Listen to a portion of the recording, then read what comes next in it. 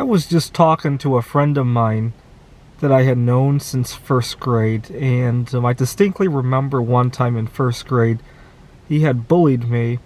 But I realized that as an adult, I get bullied over the same matter, but in a much more dramatic way nowadays.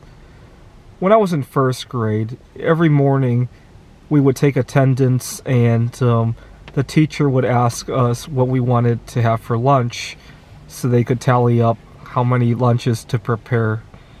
And every morning, two of the kids would run the attendance sheet down to the office. The two of us would walk together to the office, and we would take turns doing that.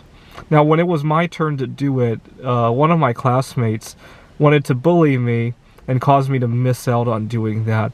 So just before I was about to get the sheet, he and I started some kind of argument for some reason. I can't remember the details, but it ended up with my desk all over the floor.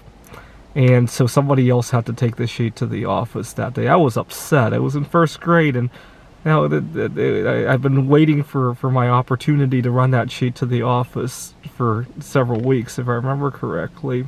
So I was upset. But you know what? When I was in first grade, I remember people had different. We often had 2 or 3 different things to choose from at the lunch menu. Nobody ever made fun of what somebody else ate, right? I think I had a few classmates who had allergies too, but you know what? I can't remember who had what allergy because it was not something to make fun of, right? People had different ways to fuel their bodies. Now, as an adult, I don't think anybody's going to cause me to miss opportunities anymore like that. Well, sometimes at work, the competition can get very fierce, right? But for fun stuff, like, nobody's going to cause me to miss out on going to my favorite restaurant after work. But if my eating habits are a little bit off, right, a lot of people don't want to join me at a restaurant just because I have to ask a couple extra questions, and I don't seem to understand why.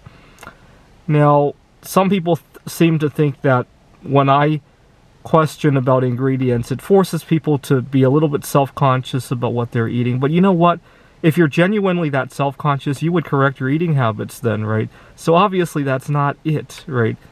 Personally, I can't stomach the idea of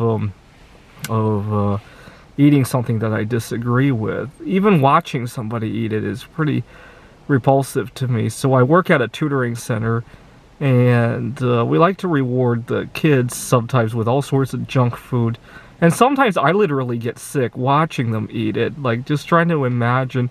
So, sometimes I see a kid who eats several candy bars within the space of a few minutes, and I literally get bloated just watching it. I can't imagine eating it, right? So if you're that repulsed by the idea that I'm asking if there's MSG in food at the restaurant, if you're that repulsed by it, I don't get how you could stomach the idea of eating it, right? So there's obviously more to it, right?